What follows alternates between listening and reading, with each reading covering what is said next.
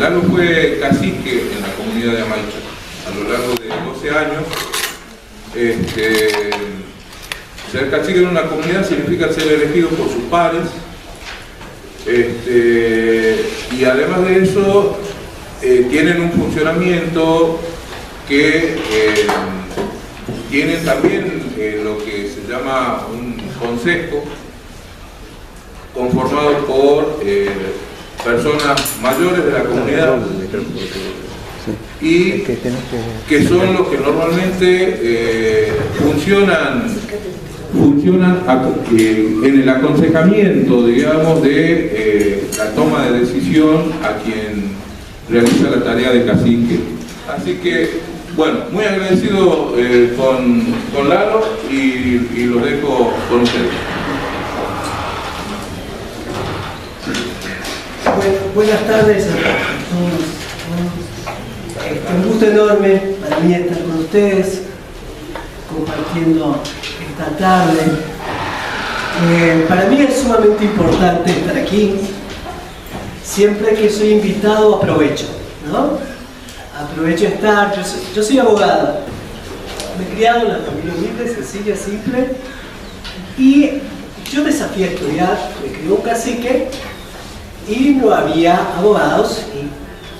Y el cacique no entendía lo que era una personalidad jurídica. Ahí fue la cosa. Y nosotros, la característica como comunidad indígena que tiene Amaicha es que nunca interrumpió su gobierno indígena. Siempre estuvo un gobierno indígena. Siempre hubo un cacique. De hecho, lo probamos. Tenemos una cédula real con la corona española de 1716. Un pacto entre Quilmes y Amaicha. Río Santa María, Alta Cumbre, Quilmes. Río Santa María, Alta Cumbre, Amaicha. Toda esa ala de Tucumán, Catamarca y Salta, toda esa ala es el territorio de justamente la cédula real. Los abuelos pactaron porque el valle era un paso indispensable para ellos para ir más allá. Querían pasar en paz. Nosotros siempre estamos en las montañas arriba y siempre había problemas. Hicieron un pacto y se acordó. La cédula real te delimita todo el territorio y te lo delimita de acuerdo a los morros que hay, a los cerros, a las caídas de las aguas, increíblemente a la salida del sol. Entonces fueron muy sabios los abuelos para dejarnos esa herencia a nosotros. Luego los cacicazgos continuaron. Llega la República en 1892, uno de los jefes de la comunidad viaja a Buenos Aires y protocoliza la cédula real en 1892. Esa protocolización es lo que hoy en día tenemos, lo hemos buscado por muchísimo tiempo, y hay una discusión muy fuerte desde el punto de vista jurídico. Y fue una discusión fuertísima, como un trofeo, en épocas muy difíciles y de persecuciones en tiempos de la dictadura política. ¿No? Los caciques en ese momento sufrieron muchísimo. Ese territorio inmenso que nos legaron, de aproximadamente son 150.000 hectáreas. Amaicha es la única comunidad que tiene en Tucumán territorio comunitario, propiedad comunitaria. Es sumamente importante esto. Muchos de las comunidades indígenas y pueblos indígenas en la Argentina no tienen propiedad comunitaria. Y aún hoy, en el Congreso Nacional, existen 2 borradores, pero tampoco hay ley. Entonces, cuando uno empieza a mirar eso y esa preexistencia que tenemos nosotros, y lo probamos, en 1985 nos reconocen el gobierno de Tucumán 52.812 hectáreas en propiedad comunitaria. Resta 70.000 Aicha y el resto del pueblo. Es una lucha histórica que hemos llevado a cabo.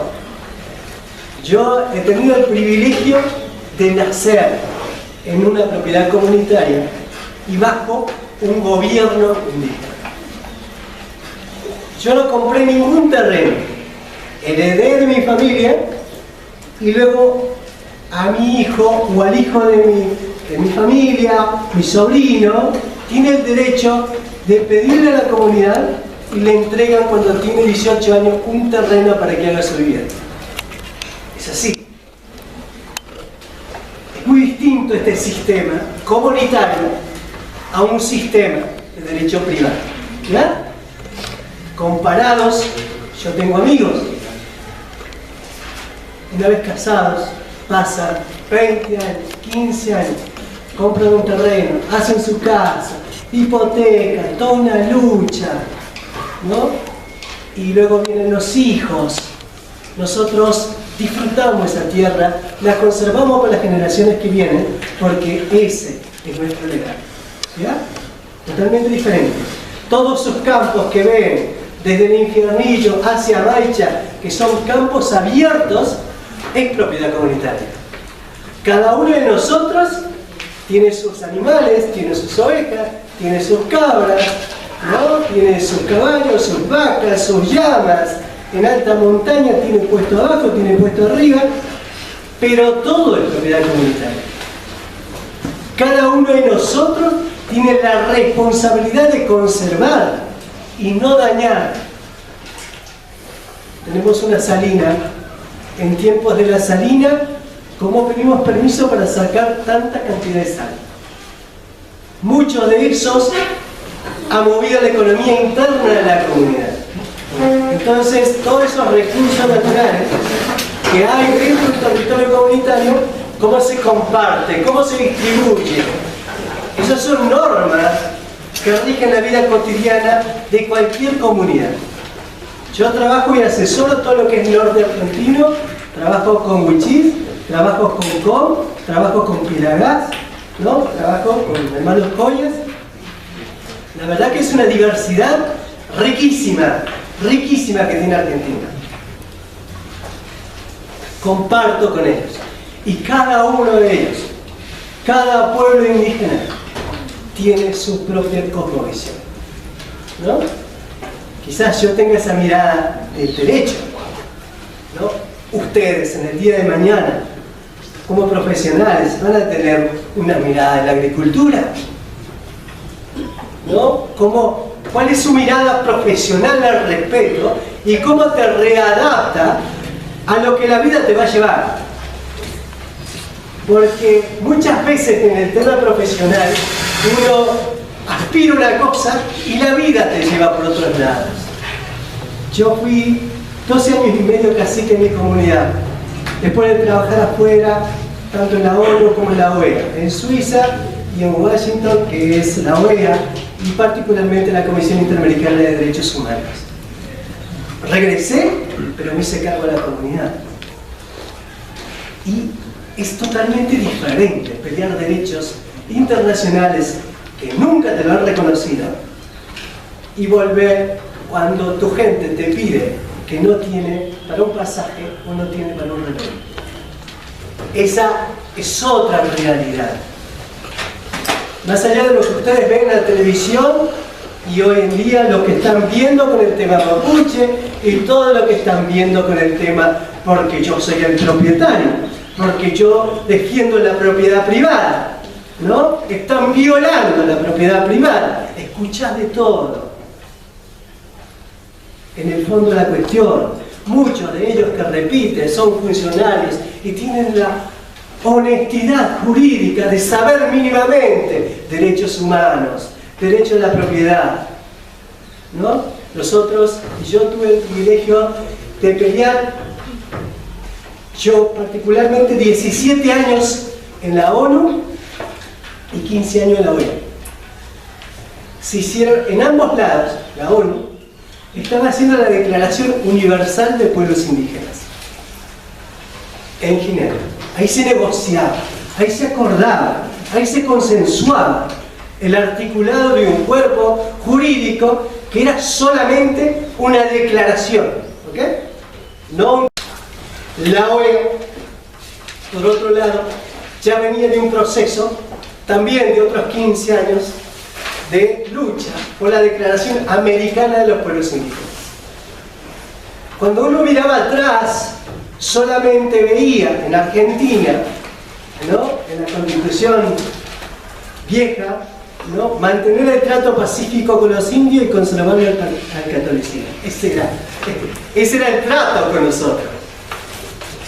Mientras tanto, nosotros existíamos en la marcha sin las leyes que regían en la vida cotidiana provincial o nacional, bajo nuestras propias normas.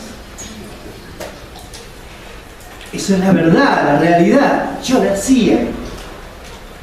Entonces, ese camino de vida que uno tiene, de recorrer, de acordar, de negociar, de pelear esos derechos, en la década del 90 en toda América Latina se han reformado las constituciones, particularmente de abajo, de Bolivia, Perú, ¿no?, Argentina. Y Argentina tiene ese artículo 75, inciso 17 de la Constitución Nacional, sumamente rico, importantísimo el reconocimiento. Rico, bueno. Un estatus jurídico para el ámbito del derecho internacional es un estándar mínimo, riquísimo, en el derecho comparado con otros países que tienen gran población indígena, como el caso de Bolivia, Panamá, ¿no?, Perú. Entonces, Ecuador mismo. Son reformas sumamente ricas que han hecho en Argentina, pero dentro de que es el derecho internacional, el derecho constitucional estaba basado, ¿no?, en la OIT, en la Organización Internacional del Trabajo. Y nace esta lucha de líderes indígenas del mundo, que existía un Consejo Mundial de Pueblos Indígenas, y eran líderes acompañados de Güenequén que iban a negociar tanto en la ONU, en la OEA, en este caso en la OIT, donde nace, ¿no?, el convenio 107. Pero nace ese tratado como poblaciones indígenas, ¿no? Dentro del derecho internacional, ¿no?, están los pactos internacionales de derechos humanos, y ambos pactos, el artículo 1, reconocen el derecho a la libre determinación, que es la palabra pueblos con S. La S de pueblos, ahí fui yo. Primero estuvo un abogado que se fue, Eulogio Frites, que era de límite entre Jujuy y Salta, falleció, se cansó de luchar. Él tuvo 12 años, después fui yo, más joven. Entonces yo he estado 17 años negociando todo eso. Peleas durísimas contra Estados Unidos, contra el Reino Unido, contra Canadá. A veces aparecía un país, a veces tristemente como Chile, que a veces se oponía, Uruguay. Pero eran discusiones sumamente profundas en el derecho internacional. Yo ahí aprendí, yo ahí he tenido la oportunidad de hacer práctico lo que uno había aprendido y en esa lucha. Así como hay embajadores, expertos en derecho internacional, en reconocer derechos, luchar por los derechos, innovar en el derecho, también hay expertos. Países preparan expertos en limitar y restringir los derechos. Esa es la realidad, esa es la verdad. Cuando uno observa en eso, cuando uno ve la Declaración Universal de Pueblos Indígenas y luego la Declaración Americana, la Declaración de Pueblos Indígenas y ese convenio 107, con la lucha de la palabra pueblos que ya había avanzado tanto en la OEA como en la ONU en discusiones, también avanza en la OIT y se transforma en convenio 169 de la OIT, el 107. y Argentina ratifica mediante ley 24071. Es obligatorio. El convenio 169 es vinculante, significa, ¿ya? Dentro de lo que es el derecho internacional.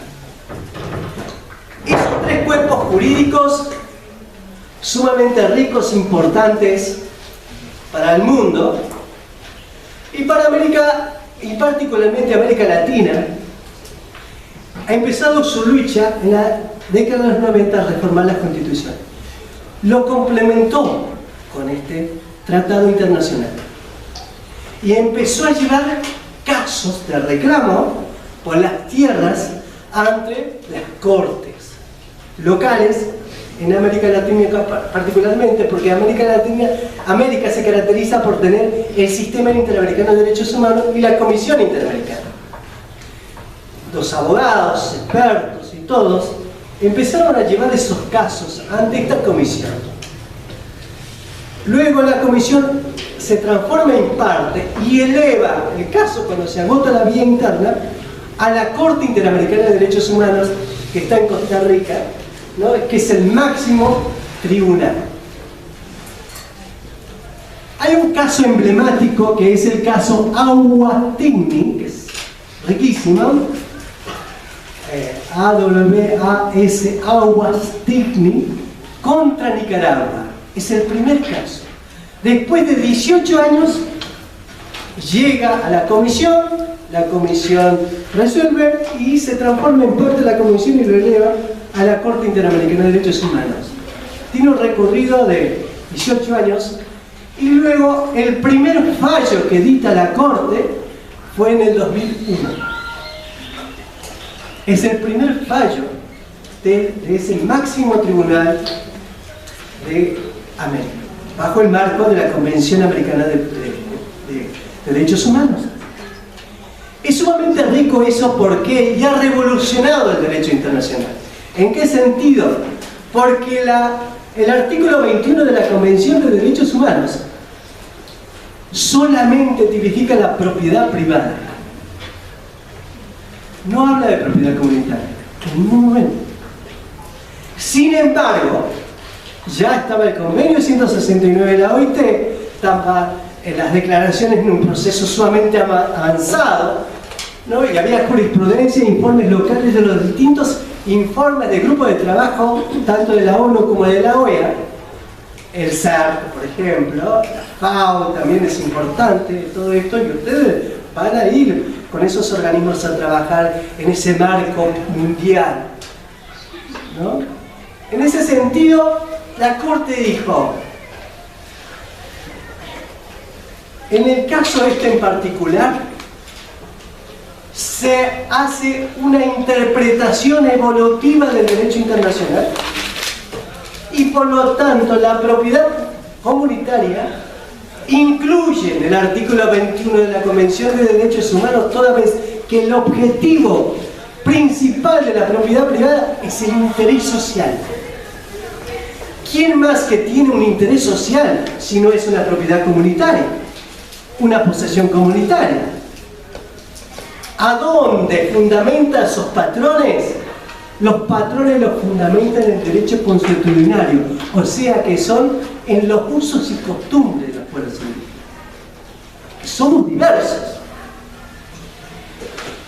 Después del 2001, hay 7 fallos más de la Corte Interamericana de Derechos Humanos y hay otro, creo que salió en el 2005, que también es sumamente importante, porque la Corte reafirma la jurisprudencia y sostiene en un choque de derechos, que sería el caso Yaquiaxa contra Paraguay, es una propiedad privada y la posesión ancestral y tradicional y pública. Es un choque de derechos donde no lo pudo resolver la Corte de Paraguay y ha tenido que ir a la comisión ya contando con esta jurisprudencia de la Corte, lo eleva a la Corte y la Corte ratifica en un nuevo fallo evolutivo de una interpretación de derechos sumamente revolucionaria para el derecho internacional. Así 7 fallos más el caso Surinam, de los mayas contra Surinam, va reafirmando esta jurisprudencia. Estamos hablando de derechos humanos, ¿no? Se supone que mínimamente sus asesores de diputados, de senadores, ¿no? Deben saberlo mínimamente antes de hablar tantas cosas. La tarea de un funcionario en estos momentos en la Argentina es cómo complementar estos derechos. Y la complementación de estos derechos se hace con política pública. De nada sirve tener un artículo sumamente rico, importante, el artículo 75, inciso 17, que reconoce los derechos de los pueblos indígenas en Argentina, un tratado internacional como el 169, las dos declaraciones que le van a dar a cualquier juez un espíritu de lo que reclama su derecho, es suficiente. No hace falta más. Hay que implementar, hay que ejercer el derecho. Esa es la lucha, ¿no? Pasan 50, 60 años de lucha. Se nos va la vida. Y un caso como el de Agostini, el del 2001, ya lleva ¿cuántos años más? 13 años más, 15 años más, donde realmente ya están en implementación, pero se sigue acordando. En Argentina tenemos el famoso caso del ACA Jonar. ¿Y quiénes van a la implementación de todos esos fallos? Profesionales. Y dentro de los profesionales van ingenieros agrónomos, ingenieros civiles, abogados. ¿Y cómo hacer un proyecto que garantice ese derecho que está reconocido en la Constitución, en un tratado internacional, en una ley argentina? ¿Cómo lo llevas a cabo? Por eso vengo acá, porque me interesa, porque me importan ustedes, porque nadie sabe, como profesional, el día que se reciban, dónde nos va a llevar la vida. Van a ser abogados, profesionales de ingenieros agrónomos, y van a estar quizás en una secretaría provincial, en un ministerio provincial, en un ministerio nacional, en el INTA, en agricultura familiar. Y ay, ¿cómo vas a llegar a una comunidad con tus principios, esos clásicos que te enseñaron? Bajo un principio de una cultura homogénea, que es lo que nos enseña en la universidad, que hay una sola cultura, que los indígenas ya se han muerto. Estamos vivos, estamos ejerciendo gobernanza en nuestros territorios y nos va bien a muchos. Y eso no sale en la prensa, no sale. Nosotros hicimos una bodega comunitaria riquísima, enorme. El Instituto Nacional de Vitivinicultura, fíjense en qué importante que son ustedes, porque del día de mañana están gobernando ese instituto. Llega una comunidad que quiere hacer una empresa comunitaria, que después de tantos tropiezos llega ahí y quiere hacer una bodega comunitaria. Y no estamos como sujeto adentro en el tema producción. ¿Cómo articulamos internamente? Yo tuve discusiones de 4 años con la FIC. Tuve que concientizar al Instituto Nacional de Vitivinicultura, porque yo tengo una propiedad comunitaria, yo era el cacique. Yo vengo a inscribir esta bodega, pero a nombre de un colectivo, no es mío. Pero no existe eso. Existe privado, existe una SA, una SAPL, ¿no? Una empresa, diversos tipos que tenemos según sujeto tributario. Yo no soy nada de eso. Ni siquiera soy cooperativa, que me parezco un poco, ni asociación civil, ni fundación. No soy eso. Tengo un registro especial de comunidades indígenas que rige desde Nación, una personería jurídica nacional que yo me inscribo por reconocimiento constitucional en el Instituto Nacional de Asuntos Indígenas. Y yo quiero que me inscriba como yo soy, en confianza. Muchas veces, cuando yo iba con esta problemática, lo mejor decían: mira, negro, ¿por qué no te transformás en cooperativa? ¿Por qué no te transformás en una asociación civil que para nosotros es mucho más fácil? Le digo: no, ya está. Me cansé de readaptarme a un sistema que no me sirve. Quiero que vos te readaptes a nosotros. Fueron luchas de años. Inauguramos la bodega. Queríamos vender, aparece la FIP. Y no encuadramos en ningún cuadrito la FIP, hasta el día de hoy, ¿no? Porque somos comunidad indígena y no se le ocurrió a nadie que nosotros podíamos tener una empresa comunitaria. A nadie. Entonces también otra pelea. Yo vendí 2 años y medio en forma ilegal supuestamente. Pero cuando uno está seguro profesionalmente, uno no tiene miedo, uno no se readapta. Es tanta la lucha que llevas a tus espaldas que ya el miedo un poco desaparece.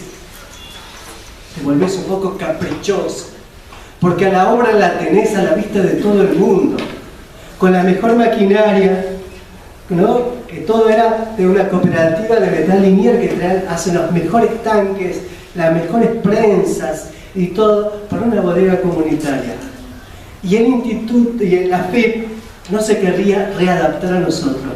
Han hecho una reunión en Buenos Aires de abogados y sinceramente cuando han concluido este cuerpo de abogados decía que había que reformar la Constitución a los fines de que nosotros seamos sujetos tributarios. Una barbaridad jurídica, una aberración, absurdo. Lo tengo el informe por ahí, pero no vale la pena leerlo. Entonces, volví a Tucumán y en Tucumán me resolvieron el asunto. Y era tan fácil, la verdad, cuando encuentras profesionales. En ese sentido, por eso me interesa a ustedes.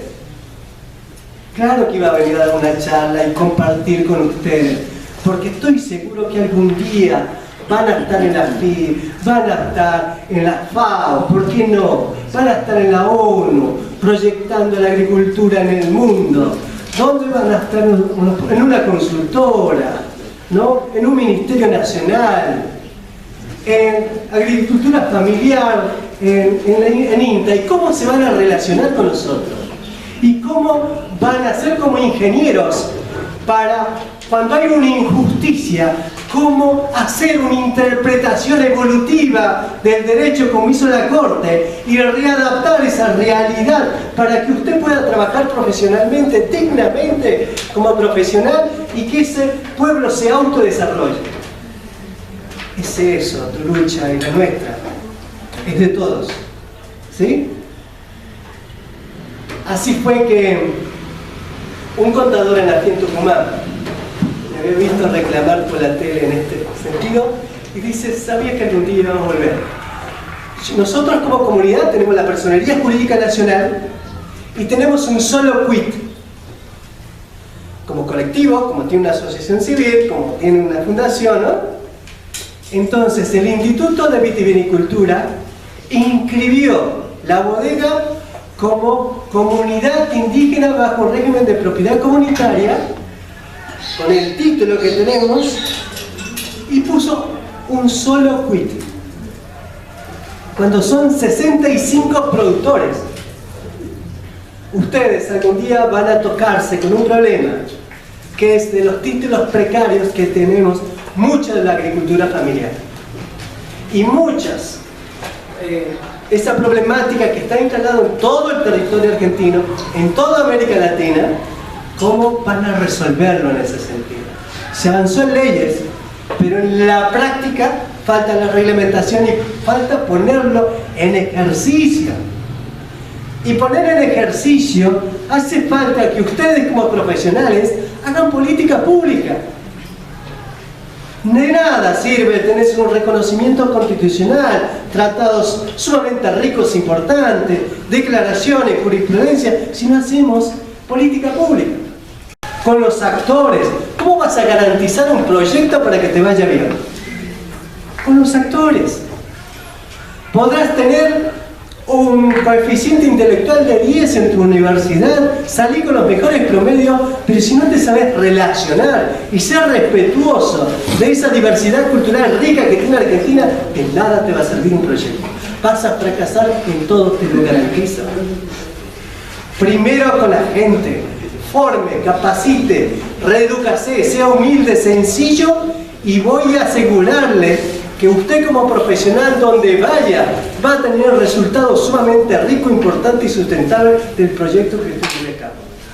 No tengo duda de eso. Yo lo viví, por eso les cuento, ¿no? En ese sentido, sorteamos todas las dificultades para tener una empresa comunitaria. Y el contador, ¿qué es lo que hizo para que algún día ustedes se asesoran? Nosotros tenemos un quit como comunidad donde bajan la diversidad de proyectos. A los fines de una empresa, ¿cuál era el problema? Era la comercialización. Porque como comunidad somos sin fines de lucro, ¿no? En una asociación civil, una cooperativa, perdón, una fundación, son sin fines. Y aquí, ¿cuál era la cuestión? La distribución. No se la llevaba el cacique o el consejo de ancianos, sino que regresaba a ese productor. Para mí, esto que le estoy explicando ahora, la FAO me llevó a Roma para explicar esta situación. Porque no podían entenderlo a la cuestión comunitaria. No saben todavía en derecho internacional y en la propia FAO y en la propia ONU, organismo de la ONU, ¿verdad? Todavía no hay un nombre para lo que es economía comunitaria indígena. Economía tradicional, ¿cómo la llamamos? ¿No? En esas tres economías mundiales, pública, privada y economía social y solidaria, ¿no? Nos parecemos a social y solidaria, pero tenemos esencia e identidad propia. Y al producto que puedas llegar a realizar y producirlo, ¿cómo le das esa identidad? Les va a tocar a ustedes, no tengo la menor duda. Hoy en día, antes de irme de la comunidad, yo entregué el mandato hace 1 año y medio, se acaba de aprobar el proyecto que fue el último que él había presentado de agroecología de la FAO. Nuestro proyecto, que nosotros lo hicimos, se llama Somaj Causal. ¿Qué significa en quechua? Significa buen vivir.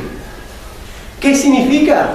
Cómo te autodesarrollas en equilibrio con la Pachamama, sin perjudicar a las generaciones venideras. ¿Cómo lograr ese equilibrio de autodesarrollo sin joder a las generaciones que vienen? Es un gran desafío para todos. Pandemia, crisis, cambio climático, un desequilibrio total que el humano, que nosotros estamos produciendo.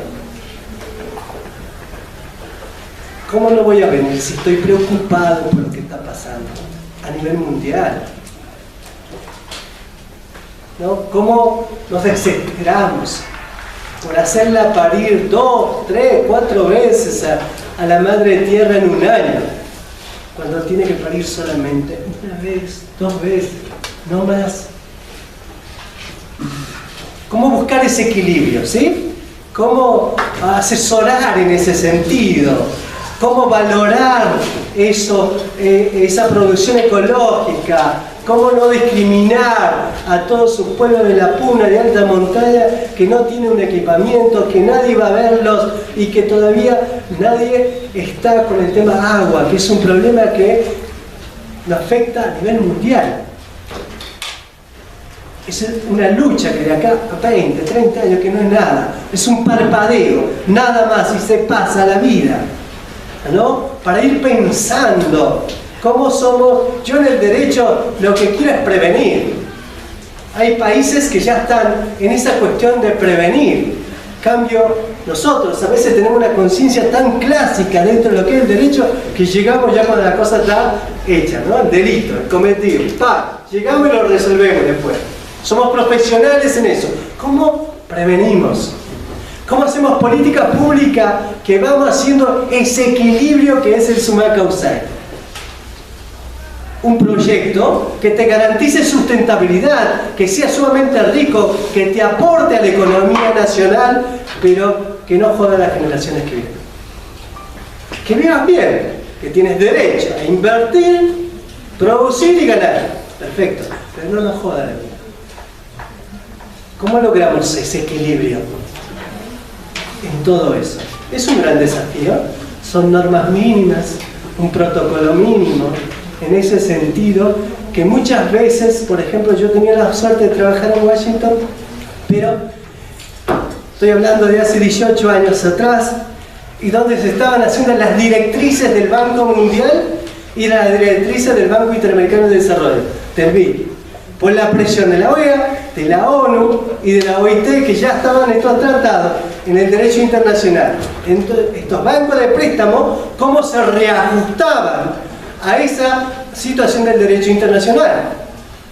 Porque usted va a tener un proyecto grande, usted va a recibir como profesional, como agrónomo, y va a decir cuál es el impacto que causa en la comunidad local, que hay criollos y hay indígenas en ese territorio.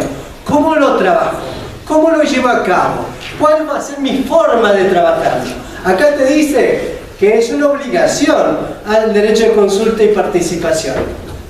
Son dos derechos que van en forma paralela. En el fondo está el derecho al consentimiento, que es discutido todavía en derecho internacional, si es un veto, si es no. Hay una minería, bien, en un territorio indígena, hoy en día está el tema del litio. Si te dice que no, ¿qué es? ¿Cómo lo trabajas? Yo en mi comunidad, la estrategia que hemos tenido de gobernanza, porque hicimos una diplomatura de gobernanza indígena con la Universidad de Loma de Zamora, donde me recibí, donde formamos líderes en ese sentido.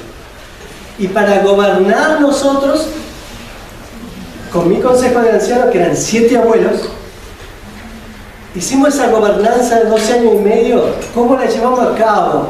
Y cómo hicimos una empresa de producción y una de servicio que no se concluyó por el tema de pandemia, pero este próximo cacique lo termina. 2 empresas, una de servicio y una de producción, mediante convenios, mediante acuerdos. Si tú tienes un proyecto de viviendas, un proyecto de agricultura familiar para realizarlo en una comunidad indígena o campesina, ¿no? Ok, bien, perfecto, lo tengo. Es una política pública, pero no ha contemplado esa cosmovisión propia de esa regional, ¿no? De esa región. Hágalo con ellos, délo vuelta, diga que sí, pero en un acta de acuerdo, en un convenio, póngale lo que le falta, ¿sí? Agréguele lo que le falta. Y yo no tengo dudas que ese proyecto va a ser sustentable, no tengo dudas. Cuando se trabaja con las bases, cuando se trabaja con los actores principales, estás garantizando sustentabilidad a tus proyectos. Eso es lo que... Pasaron 45 minutos. Y la verdad que son experiencias prácticas de vida que mucho se ha vivido en esto. ¿Y cómo se lleva a cabo? Profesionalmente ustedes, en ese marco, hay un gran desafío a nivel mundial hoy en día, y cómo ustedes como profesionales se van inyectando en esto para que su cabeza ya vaya con ese pluralismo jurídico, con ese pluralismo de esa diversidad cultural que existe en el mundo, particularmente en Argentina, que es sumamente rico e importante, ¿sí? que no lo veas como un problema, que no lo veas como un, como se dice en los proyectos, como un aspecto negativo. Al contrario, que enriquezca tu proyecto, que sea rico en tu proyecto. Estas cuestiones prácticas que les cuento y estas historias de trabajo que uno ha llevado a cabo, en Amaicha hoy se ha dejado un patrimonio sumamente rico e importante en este sentido. Y la verdad, hicimos camino al andar, porque la legislación nacional, los organismos competentes cuando quieren desarrollar un emprendimiento, muchos no están preparados. Pero si ustedes son profesionales que ya se van a tocar con estos temas. Y sería interesante que tengan esa conciencia y esa visión de ese pluralismo para readaptarlo y hacerlo rico en el día de hoy. ¿Sí? Y que no renieguen, mucho menos que discriminen, sino que aprendan a convivir en ese marco de diversidad, que es rico, que es sumamente importante. Nosotros, esa cuestión del sumar causal, buen vivir, lo hemos aprendido de nuestros abuelos, ¿no? La forma de cultivos, los cultivos con la luna, los cultivos con el sol, ¿no?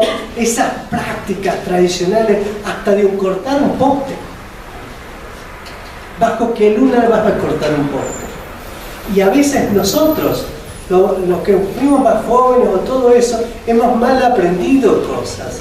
¿Y cómo lograr ese equilibrio para tener ambos conocimientos y no renegar de uno ni del otro? Yo, para ser abogado, he tenido que recibirme en la universidad y aprender las leyes, pero para yo readaptar de vuelta lo aprendido y mis conocimientos, volver a la comunidad y aprender de vuelta. ¿Cómo haces? ¿Cómo vas descolonizando todo eso para tener esa visión de ese pluralismo de que muchas veces no te lo enseñan en ningún lado, pero que en la práctica, en la vida cotidiana, está presente? Esa es la realidad, y donde tú tienes que trabajar ahí, ¿no? Tienes que trabajar, te piden que informes, te piden resultados concretos y claros, y de acuerdo a eso es tu profesión, de acuerdo a eso son tus ascensos. Ya, y cómo ustedes van haciendo esa lucha profesional también, en forma rica, y que no sea una carga para su profesión, que sea rico, que sea de convivir. Yo a veces, con el Consejo de Ancianos, resolvía asuntos internos. Todos los jueves resolvía asuntos internos. Y esta readaptación, después de estudiar Derecho Internacional, de estar en las Cortes Internacionales y todo eso, volver a la comunidad y empezar a atender el día a día, cuando la gente no tenía un pasaje y no tenía algún remedio, ahí esa es la gobernanza real, ¿no? Es muy lindo pelear por tus derechos, dar conferencias, dar charlas, pero ir a gobernar una comunidad donde faltan, ¿no?, lo mínimo indispensable, es fácil. Entonces, muchas de estas cosas las aprendí escuchando a los abuelos. Muchos, en una sociedad donde no ve las horas que uno se haga viejo meterse en un geriátrico y mueren solos. En Amaicha, por lo menos, esos viejos son autoridades. Yo 38 años tenía cuando asumí el CACICA. Una vida acelerada que he tenido, de muchos golpes, y a los 38 años volver.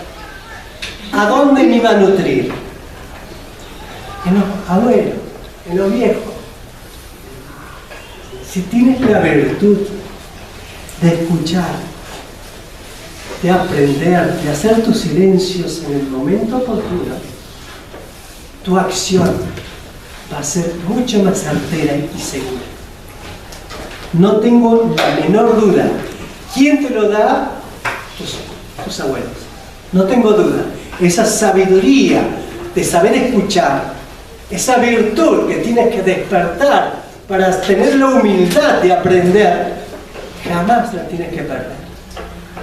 Tienes que escuchar a un catedrático, tienes que escuchar a un experto que te va a venir y te va a abrir, te va a comentar de la agroecología y todo esto. Perfecto. Pero cuando vayas a trabajar, consúltale al abuelo que está allá arriba, que te va a explicar cómo viene el río y cómo vienen las aguas, en qué tiempo llueve, en qué tiempos no, y cómo vienen las crecientes, y de dónde viene el viento, y cómo, ¿no?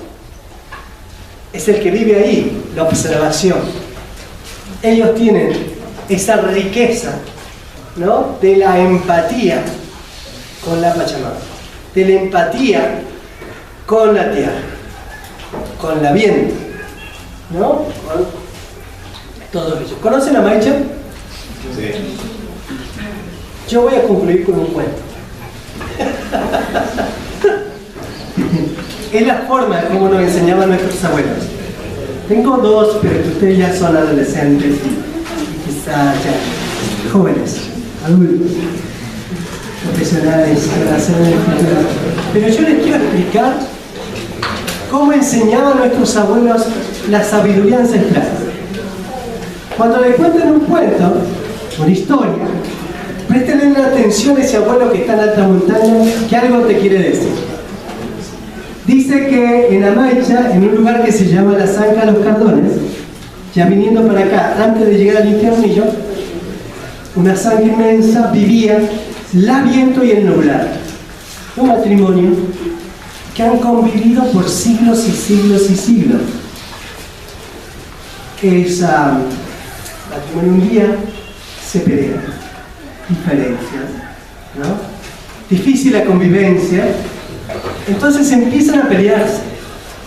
Y esa pelea del viento y el nublado, dice que era terrible, terrible, donde había tierra, había nubes, toda una cosa así, donde había rayos, y todo que quería una pelea de muchos y muchos y muchos días. Una pelea terrible para ver quién se quedaba con la casa. ¿Qué es lo que ocurrió? Que el viento lo corrió al nublado hasta el Infiernillo y ella se quedó con la casa de Amaicha. Por eso en Tafí siempre está el nublado y en Amaicha siempre está el viento. Eso. ¿No? Eso es observación. La sabiduría de observar esa relación, ¿no?, con todo lo que hace la Pachamama. Es eso, ¿no? Es eso. Esa es la forma en cómo nos enseñaban a nosotros para tener ese equilibrio con la Madre Tierra. Del punto de vista exterior, ¿no?, de relación con el animal, con la planta, con esa cosmovisión. Del punto de vista de tus emociones. Dice que había una vez una abuela, como tenemos nosotros la Pachamama, ¿no? La más viejita, la más sabia, es la que representa a la Madre Tierra. Y que dos jóvenes se habían enamorado fuertemente. Uno era la hija de cacique y un guerrerito de la comunidad. Y estaban tan enamorados que decían: yo no quiero que se acabe nunca este amor. No queremos que nunca se acabe este amor, jamás. Queremos que sea eterno. Vamos a consultar a la abuela. Se van a consulta y le dicen lo que ellos pensaban. Y dice la abuela: ustedes tienen que aprender. Son muy jóvenes. Uno va a ir a buscar el águila en la punta del morro aquel, que nosotros le decimos el morro del lanzado. Y el otro se va a ir a la otra punta a buscar un cóndor, ¿no?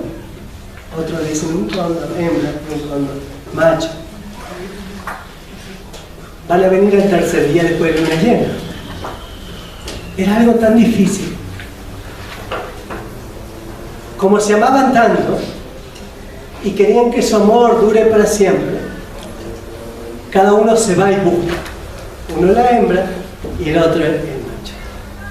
Vuelven, cada uno en una bolsita, lo traen y le ponen a la abuela en los pies. Le dice la abuela: sáquenlo, ¿no?, y póngale, nosotros decimos un dientito de cuero, en una pata del macho y el otro en la patita de la hembra.